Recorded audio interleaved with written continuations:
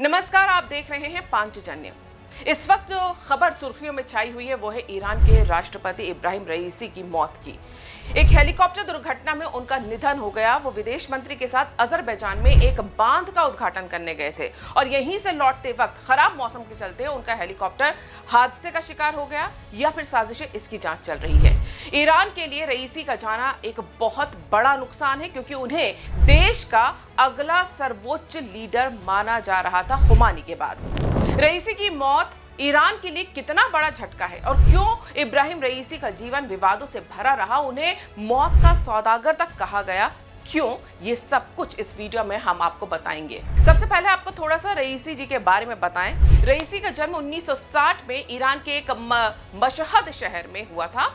यहाँ पर शिया मुसलमानों के लिए जो सबसे पवित्र मस्जिद मानी जाती है वो भी है। छोटी उम्र में ही रईसी ने मदरसे में पढ़ाई शुरू कर दी और कई मुस्लिम विद्वानों से शिक्षा उन्होंने ली थी। छात्र जीवन में ही रईसी ने पश्चिमी देशों से समर्थित मोहम्मद रेजा शाह के खिलाफ प्रदर्शनों में हिस्सा लिया था। आपको बता दें, मोहम्मद रेजा शाह की जो सरकार थी वो काफी मॉडर्न मानी जाती थी।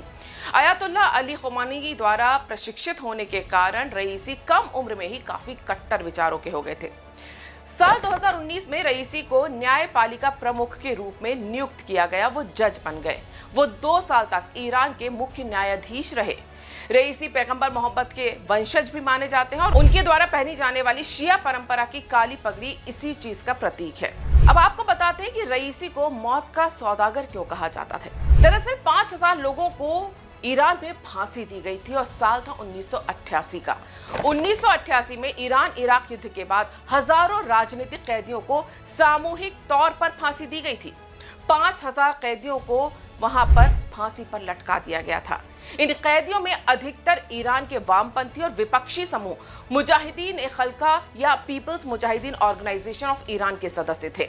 रईसी फांसी देने वाले आयोग में शामिल थे, यानी वही जज भी थे और इस आयोग के भी वो सदस्य थे। इस आयोग को डेथ कमेटी भी कहा जाता है क्योंकि इतनी मौतों के लिए वो जिम्मेदार है और इस वजह से अमेरिका ने उन पर प्रतिबंध लगा दिया था। इसके अगले ही साल वो राजधानी तेहरान के अभियोजक यानी प्रोसिक्यूटर नियुक्त किए गए।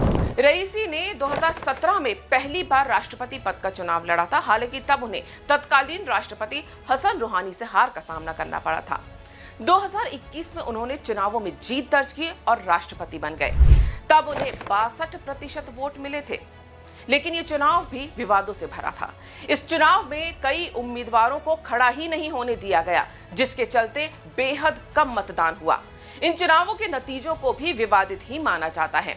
हसन रूहानी को काफी उदार विचारों का माना जाता था। उनके राष्ट्रपति रहते ही अमेरिका और ईरान में परमाणु संधि हुई थी, लेकिन रईसी की बात की जाए तो वो काफी कट्टरपंथी थे।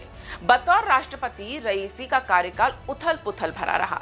2022 में आपको याद होगा, ईरान की मॉरल पुलिस की हिरासत में महसा अमीनी की मौत पर जनता का गुस्सा फूट पड़ा था। महिलाओं ने अपने हिजाब उतार दिए थे या फिर जला दिए थे और लगातार वहां पर विरोध प्रदर्शन किए जा रहे थे। इन प्रदर्शनों ने पूरे ईरान को हिलाकर रख दिया था। महीनों तक चले प्रदर्शनों में 500 से अधिक लोग मारे गए थे और 22,000 से अधिक लोगों को हिरासत में लिया गया। और यही कारण रहा कि रईसी की मौत के बाद अगर आप देखेंगे सोशल मीडिया पर तो कई जगह ईरान के अंदर ही जश्न भी मनाया जा रहा है। लोगों ने आतिशबाजी कर अपनी खुशी का इजहार किया है। रईसी के राष्ट्रपति रहते ही ईरान ने यूरेनियम का इस्तेमाल काफी बढ़ा दिया। कई मीडिया रिपोर्ट्स की माने तो ईरान काफी तेजी से न्यूक्लियर बॉम्ब बना रहा है। रईसी ने हिजबुल और हमास जैसे आतंकी संगठनों को मिलने वाली मदद को भी बढ़ाया था। 7 अक्टूबर 2023 को हमास के हमले का रईसी ने समर्थन किया था। वहीं सीरिया में ईरान के वाणिज्य दूतावास हमले के बाद रईसी ने इजराइल पर हमले का आदेश भी दिया, जिसमें ईरान के ड्रोन और रॉकेट से इजराइल पर हमला किया गया। हमले में 170 ड्रोन और 30 क्रूज मिसाइलें और कम से कम 110 बैलिस्टिक मिसाइलें शामिल थीं। अब आपको ये भी बता दें कि हाल ही में ईरान ने इजराइल पे हमला भी किया था। अब जब उनकी मौत इस तरह से हादसे में हुई है तो इसे साजिश के तौर पर भी देखा जा रहा है। लेकिन रईसी की मौत कैसे हुई, ये हादसा था या फिर ये एक साजिश, ये आने वाले समय में ही पता चल पाएगा। लेकिन इस बीच ये भी जानना जरूरी है कि भारत के ईरान से हमेशा से अच्छे संबंध रहे हैं और रईसी की मौत के बाद भारत सरकार की तरफ से दुख भी जताया गया है। आपको हमारा ये वीडियो कैसा लगा आप कमेंट करके जरूर बताइएगा और हमारे चैनल को सब्सक्राइब जरूर करिए। धन्यवाद।